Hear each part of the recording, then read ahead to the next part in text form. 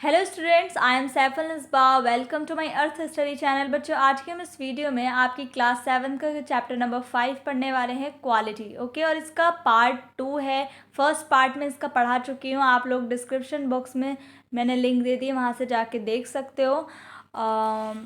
और इस पार्ट में हम अपना पूरा चैप्टर अपना कंप्लीट करेंगे। तो हमने इस चैप्टर में अभी क्या पढ़ा था कि जो हमारे ऑथर हैं वो अपने ऑर्डर्स दे के कि आपको ये शूज़ बनाने हैं, तो वो ऑर्डर्स दे के वहाँ से चले जाते हैं। फिर यहाँ से वो अपने पास्ट के बारे में बात कर रहे हैं, ठीक है। वो हमें बताते हैं कि I can not forget that day on which I had occasion to say to him mister Gessler that last pair of boots creaked, you know. अब वो कहते हैं कि एक दिन मतलब मैं एक दिन की बात नहीं भूल सकता कि एक दिन क्या हुआ था मेरे साथ कि मुझे मिस्टर गैसलर से ये कहने का मौका मिल गया कि आपके जो लास्ट पेयर ऑफ बूट्स थे ना, वो क्रीक कर रहे थे, यानी वो आवाज़ कर रहे थे, आपके बूट्स जो आपने बनाए हैं। He looked at me for a time without replying, as if expecting me to withdraw or qualify the statement, then said, "It shouldn't have creaked." यानी फिर वो जो मिस्टर गेसलर होते हैं वो एकदम उन्हें देखने लगे बिना कोई रिप्लाई दिए उन्हें, और वो मतलब उन्हें ऐसे देख रहे थे कि जो ऑथर है वो अपने शब्द वापस ले लेंगे, यानी उन्होंने वो बात गलती से कह दी होगी शायद। मिस्टर गैसर ये सोच रहे थे, लेकिन वो कहते हैं फिर मिस्टर गैसर कि वो क्रीक तो नहीं कर सकते, यानी वो आवाज़ तो नहीं कर सकते। It did, I am afraid, यानी वो कर रहे थे, मैं मतलब डर गया थोड़ा, मैं हमारे जो ऑथर थे। फिर मिस्टर गैसर कहते हैं you got them wait before they found themselves, यानी तुमने खुद इनको पानी में भिगो दिया होगा, इसलिए वो ऐसा कर रहे होंगे, आवाज़ कर रहे होंगे shoes. I don't think so, author कहते हैं नहीं, मैंने तो कुछ ऐसा नहीं किया। At that he lowered his eyes as if hunting for memory of those boots, यानी वो उनकी आंखें नीचे झुक गई, यानी वो एकदम नीचे अपनी नज़रें झुका के और कुछ सोचने लगे, जैसे वो मेमोरी में चले गए हों जब वो मतलब स्टार्टिंग में बूट्स बना रहे थे, उस वाली मेमोरी में वो वापस चले गए हों कि मुझसे कहाँ पर गलती हो गई है। I felt sorry I had mentioned this grave thing, हमारे ऑथर कहते हैं पता नहीं मैंने ये बात क्यों बोल दी, मुझे ऐसा नहीं बोलना चाहिए था। सेंड देम बैक, यानी send them back, he said I will look at them. अब मिस्टर कैसे कहते हैं कि मुझे वो वापस करो, मैं उन्हें देखना चाहता हूँ कि वो क्यों आवाज़ कर रहे हैं। Some boots, he continued slowly, are bad from bird, if I can do nothing with them I take them off your bill. Mister Gessler कहते हैं कि वो जो कुछ शूज़ होते हैं ना, वो बर्थ से ही ख़राब होते हैं, तो मुझे वो शूज़ वापस करो, मैं उन्हें देखना चाहता हूँ, और मैं तुम्हें वो ठीक, अगर वो ठीक हो गए तो मैं वो ठीक करके दे दूँगा, वरना तो मैं, अगर नहीं हुए तो मैं आपके बिल वापस कर दूँगा। Once only, I went absent-mindedly into his shop in a pair of boots bought in an emergency at some large firm. He took my order without showing me any leather, and I could feel his eyes penetrating the inferior covering of my foot. At last he said, "Those are not my boots." अब एक बार क्या होता है कि हमारे जो author होते हैं उन्हें इमरजेंसी में कुछ बूट्स चाहिए होते हैं, तो वो जल्दी जल्दी में एक लार्ज फर्म में चले जाते हैं जहाँ पर शूज़ मिलते हैं, तो वो वहाँ से ख़रीद लेते हैं और पहन लेते हैं, और वो वही पहनकर कहाँ चले जाते हैं, शॉप में, मिस्टर गैसलर की शॉप में चले जाते हैं। ओके, मिस्टर गैसलर विदाउट मतलब उनका ऑर्डर ले लेते हैं, लेकिन विदाउट कोई लेदर उन्हें नहीं दिखाते हैं, और वो अपनी आइज़ से, यानी अपनी आँखों से बड़ी गहराई के साथ जो उन्होंने फूट में वो जो पहने हुए थे ना शूज़, उन्हें बड़े ध्यान से देख रहे थे, जैसे वो अंदर तलक उनको देख पा रहे हों। एट लास्ट ही सेड, फिर उन्होंने लास्ट में क्या कहा कि ये वाले बूट्स मेरे तो नहीं लग रहे मुझे। The tone was not one of anger nor of sorrow, not even of contempt, but there was in it something quiet that froze the blood. यानी उनकी जो टोन थी, जो उनकी बोलने की जो टोन थी ना, वो गुस्से वाली थी, ना वो सोरो यानी जैसे दुख हो उनको, ऐसी भी नहीं थी, और ना ही कंटेम्प्ट यानी कि ऐसा भी नहीं था कि वो कह रहे हो कितने बेकार शूज़ हैं, but there was in it something quite, लेकिन कुछ मतलब शांत सा था, और जैसे उनका ब्लड फ्रोज हो गया हो. He put his hand down and placed a finger on the place where the left boot was not quite comfortable. अब देखो वो कितने ज़्यादा माहिर थे अपने काम में, कितने स्किलफुल थे अपने काम में, कि ऑथर जो थे ना, उनके जहाँ पैर में पैर में उनको अनकंफर्टेबल फील हो रहा था, उन्होंने शूज़ को पहन के वहीं पर हमारे मिस्टर गैसलर ने टच किया और क्या बोला. It hurts you there, he said. उन्होंने बोला कि आपको शायद यहाँ पे हर्ट्स हो रहा है, यानी दर्द हो रहा है. Those big firms, no self respect. And then, as if something had given way within him, he spoke long and bitterly. It was the only time I ever heard him discuss the conditions and hardships of his trade. यानी अब वो जो mister गैसलर होते हैं वो बड़ी industries के बारे में बात कर रहे हैं यहाँ पर. वो कहते हैं कि इनके अंदर बिल्कुल भी सेल्फ रिस्पेक्ट नहीं है और कि ये ख़राब चीज़ें दे देते हैं. एंड देन मतलब जो मिस्टर गैसलर होते हैं ना, वो कभी बात नहीं करते, लेकिन आज ऐसा लग रहा था मतलब जैसे वो सारा गुस्सा अपना निकाल रहे हों, बहुत कड़वाहट के साथ बोल रहे हों. और आज it was the only time, और यही समय मतलब मिस्टर गैसलर के बारे में जितनी कंडीशन और हार्डशिप, जितनी मेहनत वो करते हैं, वो सारी चीज़ें हमारे ऑथर ने सुनी.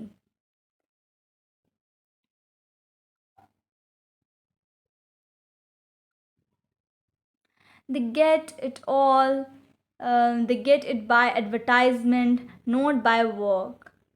अब वो कहते हैं मिस्टर गैसलर कि ये मतलब ये जो सारे फर्म्स होते हैं, बड़ी बड़ी इंडस्ट्रीज़ होती हैं, ये सिर्फ एडवर्टाइजमेंट करती हैं, अपना काम नहीं करती ठीक से. ले बस ये एडवर्टाइजमेंट की वजह से क्या होता है, लोग इनके पास आते हैं, they take it away from us, और ये हमसे जो लोग हमसे दूर जा रहे हैं, क्योंकि हम क्या करते हैं, हु लव आर बूट्स, हम तो अपने बूट्स से बहुत प्यार करते हैं, लेकिन हम एडवर्टाइज़ नहीं करते हैं, और इसीलिए लोग हमसे दूर जा रहे हैं, सारे क्लाइंट हमसे दूर जा रहे हैं. It comes to this presently I had no work, और इसीलिए अब इस वक्त हमारे पास कोई भी काम नहीं है. Every year it gets less. तो मतलब उनके पास अब कोई काम नहीं रहा है. You will see. And looking at his line face, I saw things I had never noticed before, bitter things and bitter struggle, and what a lot of grey hairs there seemed suddenly in his red beard. अब जो हमारे author होते हैं वो उन्हें देखते हैं आज बहुत मतलब आज नोटिस करते हैं उनको कि उनके जो उनके साथ कितनी बिटर थिंग्स हो रही हैं, कितनी बुरी चीज़ें उनके साथ हो रही हैं, और उनकी लाइफ में कितना स्ट्रगल है, और उनके बाल जो हैं वो मतलब वक्त से पहले ही उनके बाल सफ़ेद ग्रे हो गए हैं. तो ये सब चीज़ें वो उनके बारे में नोटिस करते हैं. As best I could, I explained the circumstances of those ill-omened boots, but his face and voice made so deep an impression that during the next few minutes I ordered many pairs. They lasted longer than ever, and I was not able to go to him for nearly 2 years. यानी author कहते हैं कि मैं उन्हें explain करने ही वाला था कि मैंने ये बेकार बूट्स ख़रीदे अपने, लेकिन मैं उन्हें नहीं कह पाया, क्योंकि मतलब वो इतने डीप इम्प्रेशन के साथ अपनी बात बता रहे थे कि मैं बस कुछ सोचे बिना मैंने क्या करा, मैंने बहुत सारे पेयर्स ऑफ शूज़ ऑर्डर कर दिए, और द लास्टेड, और वो इतने चले, वो बहुत मतलब वो कई सालों 2 सालों तक वो शूज़ चले मेरे. It was many months before my next visit to his shop. This time it appeared to be his elder brother handling a piece of leather. अब क्या था कि बहुत महीनों के बाद वो विज़िट करते हैं शॉप में, हमारे जो ऑथर होते हैं, और इस टाइम पे उनके एल्डर ब्रदर लेदर का पीस लिए हुए खड़े थे. Okay. Well mister Gessler, I said, how are you? He came close and peered at me. I am pretty well, he said slowly, but my elder brother is dead. अब वो कहते हैं, mister hello mister गेसर, आप कैसे हैं? तो वो एकदम पियर्ड, मतलब मुझे, मतलब एकदम मतलब करीब से देखते हैं मुझे और कहते हैं कि हाँ मैं ठीक हूँ, लेकिन जो मेरे बड़े भाई हैं उनकी डेथ हो गई है. And I so that it was Indeed himself, but how aged and when. यानी मैंने उन्हें देखा तो फिर मतलब वो काफ़ी बूढ़े हो गए थे और मतलब बहुत ही कमज़ोर लग रहे थे वो. And never before had I heard him mention his brother, much shocked I murmured, oh I am sorry. जब वो बताते हैं कि मेरे भाई की डेथ हो गई है तो फिर वो बहुत शॉक हो जाते हैं हमारे ऑथर, और बहुत हल्की आवाज़ में कहते हैं, आई एम सॉरी. तो जो मिस्टर गेसलर होते हैं वो बोलते हैं, yes, he answered, he was a good man, he made a good boot, but he is dead.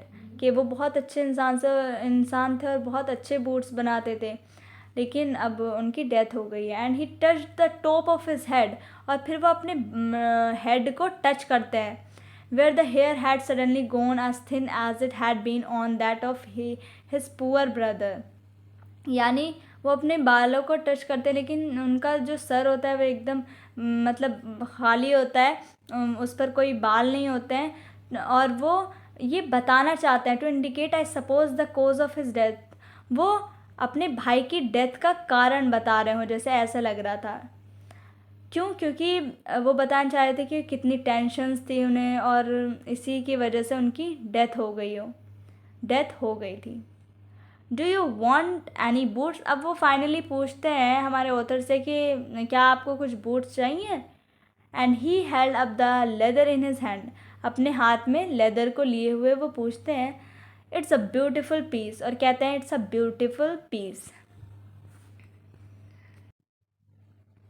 I ordered several pairs. यानी ऑथर जो होते हैं वो बहुत सारे पेयर्स फिर से ऑर्डर कर देते हैं. It was very long before the came, but they were better than ever. और वो बहुत ज़्यादा चलते हैं, मतलब बहुत ज़्यादा चलते हैं. One simply could not wear them out, and soon after that I went abroad.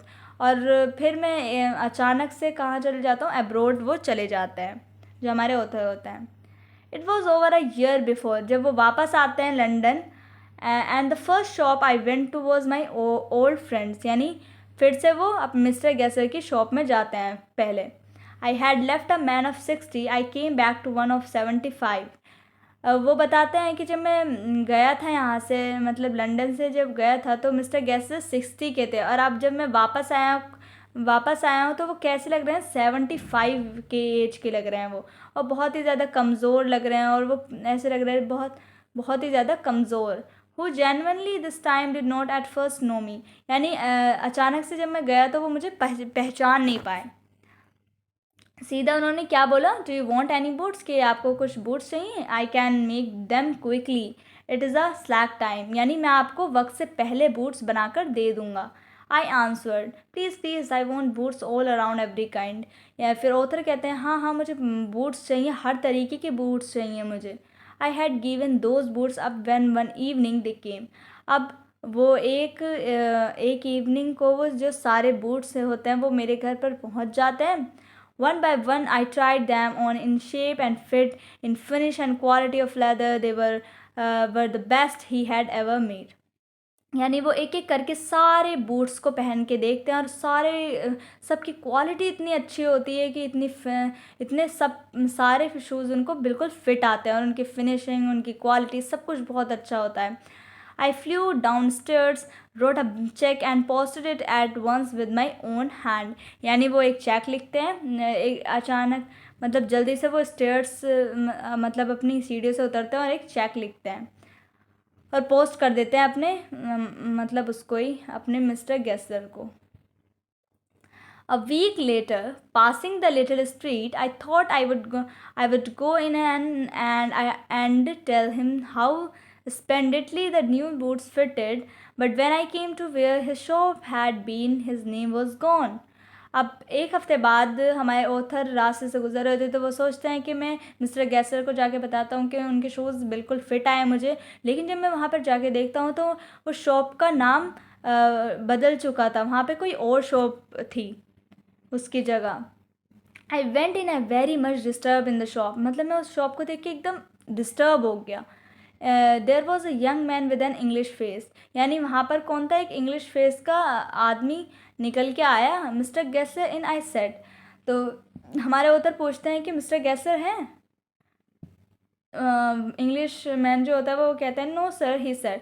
No but we can attend to anything with pleasure, we have taken the shop over. अब जो ये इंग्लिश मैन होता है वो कहता है कि नहीं मिस्टर गेसर तो नहीं है, ये शॉप जो है ना वो हमने ख़रीद ली है, और अगर आपको कोई और हेल्प चाहिए तो हम वो आपके लिए कर सकते हैं। तो मिस्टर गेसर कहते हैं yes yes, I said, but mister Gessler, मतलब वो सब तो ठीक है लेकिन मिस्टर गेसर कहाँ पर हैं? ओह, ही आंसर डेड। इंग्लिश मैन कहता है कि वो तो मर गए हैं, मतलब he is no more dead, but I only received these boots from him last Wednesday week. Author कहते हैं कि लेकिन पिछले वीक तो मैं उनसे बहुत सारे बूट्स लेके गया हूँ, और वो मतलब उनकी डेथ कैसे हो गई? Oh, he said, poor old man starved himself, slow starvation. The doctor called it. You see, he went to work in such a way, would keep the shop on, wouldn't have soul touch his boots except himself. वो कहते हैं कि हाँ उनकी death हो गई है, और स्टारवेशन की वजह से उनकी डेथ हो गई है, स्लो स्टारवेशन की वजह से, यानी भूख भूख की वजह से। और वो सारा सारा दिन काम, मतलब अपना काम करते रहते थे, और किसी को भी अपने अलावा उन बूट्स को टच तक नहीं करने देते थे, यानी सारा काम वो खुद से करते थे। When he got an order it took him such a time when people won't wait, यानी जब भी उन्हें कोई ऑर्डर आता तो मतलब लोग जो है ना वो वेट नहीं करते थे, तो इसीलिए वो उन्होंने सारे क्लाइंट अपने खो दिए थे। And there he did sit going on and on, और जो भी उन्हें कोई ऑर्डर मिलता तो वो उसी पर बैठे रहते थे और वही करते रहते थे। I will say that for him not a man in London made a better boots, लेकिन वो बहुत अच्छे, लेकिन मैं ये कहना चाहता हूँ कि वो लंदन में सबसे बेस्ट बूट्स बनाते हैं। But look at the competition, लेकिन कंपटीशन देखो बहुत ज़्यादा है। ही नेवर एडवर्टाइज, उन्होंने कभी एडवर्टाइज नहीं किया अपने बूट्स का। Would have the best leather too, और वो बहुत अच्छा लेदर लाते थे खुद ही, और सारा काम वो खुद ही करते थे। Well, there there it is, what could you expect with his ideas, यानी यही होना था, क्योंकि उन्होंने कभी अपने आइडियाज़ को मतलब एडवर्टाइज नहीं किया। बट स्टारवेशन, लेकिन भूख की वजह से क्यों? हमारे ऑथर ने पूछा कि लेकिन उन्हें पैसे तो मिलते थे ना। That may be a bit flowery as a saying is, but I know myself, he was sitting over his boots day and night to the very last. You see, I used to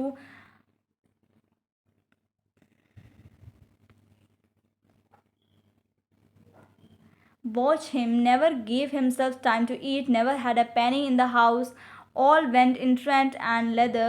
How he lived so long, I don't know. He regularly let his fire go out. He was a character, but he made good boots. Yes, I said he made good boots. यानी starvation की वजह से ही उनकी death हो गई थी, क्योंकि वो सारा सारा दिन बस उन्हीं बूट्स को बनाने में उनका सारा वक्त निकल जाता था, और वो खाने पर ध्यान नहीं देते थे, और इसीलिए मतलब उनकी डेथ हो गई। और रही पैसों की बात, तो जितने पैसे आते थे तो वो पे कर देते थे हाउस के रेंट पर, और बाकी का जो बचता था वो लेदर लाने में लग जाते थे, तो इसीलिए उनके पास भी पैसे बचते नहीं थे, और उन्होंने धीरे धीरे ख़ुद को ही मार लिया। यहाँ पर लिखा है हिज फायर गो आउट, यानी उन्होंने धीरे धीरे खुद को ही मार लिया. ही वॉज अ कैरेक्टर, मतलब वो अलग ही पर्सन थे, but he made good boots, लेकिन वो बहुत अच्छे बूट्स बनाते थे. ये ऐसा ही सेट. अब हमारे ऑथर कहते हैं हाँ वो बहुत ज़्यादा अच्छे बूट्स बनाते थे. तो ये जो आपकी स्टोरी है जॉन गेल्सवर्थी ने लिखी है. ओके, तो चलिए बच्चों, ये आपकी जो स्टोरी थी वो कंप्लीट होती है. तो अगर आप लोगों को कुछ समझ ना आया हो तो आप लोग कमेंट सेक्शन में मुझसे पूछ सकते हो. तो चलिए मिलते हैं नेक्स्ट वीडियो में. तब तक के लिए बाय एंड टेक केयर.